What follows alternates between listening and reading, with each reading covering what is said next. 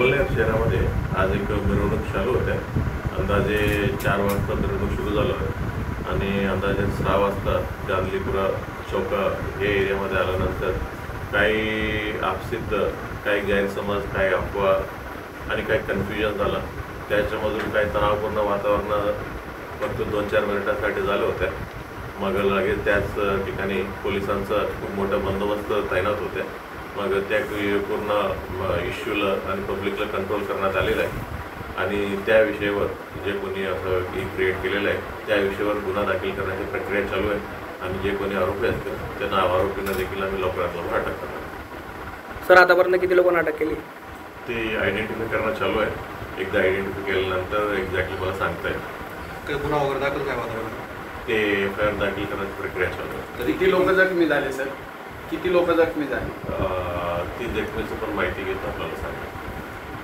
गुन्हे किती लोकांवर दाखल किंवा काही निष्पन्न झालेले असतील आरोपी? तेच दाखल करण्याचं आणि आयडेंटिफाय करण्याची प्रक्रिया चालू आहे. एकदा एक्झॅक्टली सर्व माहिती घेतल्यानंतर उद्या आपल्याला सविस्तर ब्रीफ करण्यात येईल. यात काही आपले पोलीस कर्मचारी जखमी झाल्याचं समजतं. काय पोलीस कर्मचारी जखमी झाल्याचं कळतं? असं काय नाही. एकदम सर्व जे काही विषय घडलं होतं फक्त 1-2 मिनिटाचा इश्यू होता.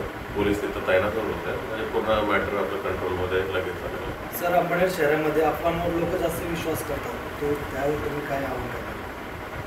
मी प्रत्येक वेळी तेच सांगते, प्रत्येक शांतता कमिटी मिटिंगमध्ये तेच सांगते. म्हणजे प्रत्येकाने शांतता भंग होणाऱ्या असं कोणताही कृती कोणी करू नका, कोणत्याही अफवावर विश्वास करू नका, सोशल मीडियावर कोणताही द्वेषपूर्वक मेसेजेस कोणी करू नका. मिरवणूक म्हणजे कोणी काढलं असेल कोणताही समाजाचा